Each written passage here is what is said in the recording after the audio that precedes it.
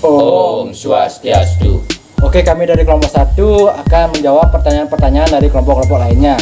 Sebelum itu, izinkanlah kami memperkenalkan nama. Perkenalkan, nama saya Kadar Ardianta, nomor absen 05, di samping kanan saya.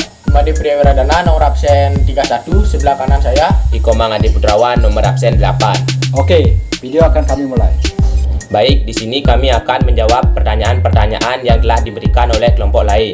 Pertanyaan pertama diberikan oleh kelompok 5, yaitu apa sih yang menjadi alasan sehingga syarikat Islam terpecah menjadi dua kubu? Oke, itu pertanyaan yang cukup bagus.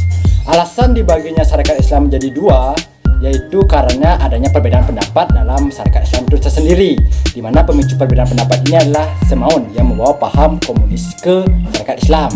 Dan selain itu juga pada saat itu paham komunis dan liberalisme itu masuk ke Indonesia sehingga memperkuat pendapat dari Semaun tersebut.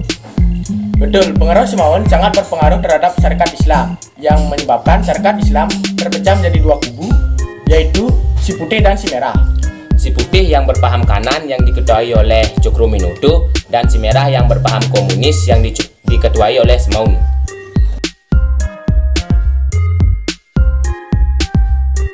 Baik, di sini kami akan membacakan pertanyaan-pertanyaan selanjutnya. Pertanyaan selanjutnya berasal dari kelompok 7, yaitu bagaimana proses dibentuknya Partai Nasional Indonesia, serta mengapa Partai Nasional Indonesia harus dibubarkan, dan organisasi ini bergerak pada bidang apa? Oke, itu ada 3 pertanyaan, jadi kita akan jawab masing-masing. Yang pertama, bagaimana proses terjadinya Partai Nasional Indonesia atau disingkat dengan PNI. Nah, prosesnya itu kita bisa lihat dari tujuan PNI itu sendiri. Tujuannya yaitu ingin bergerak sendiri di bidang ekonomi ataupun di bidang politik di Indonesia.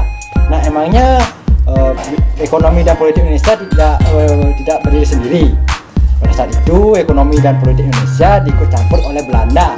Oleh karena itu pada tahun 1127 melalui Insinyur Soekarno dibentuklah Partai Nasional Indonesia atau PNI.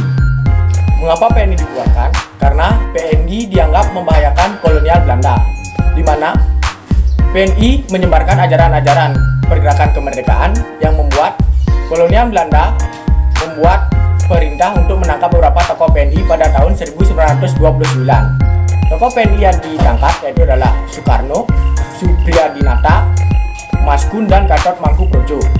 Baik, organisasi ini bergerak pada bidang apa? Partai Nasional Indonesia bergerak pada bidang sosial, politik, dan ekonomi.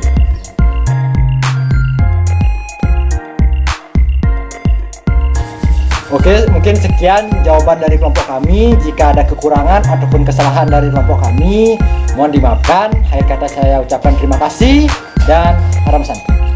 Om Santi Santi Santi Om.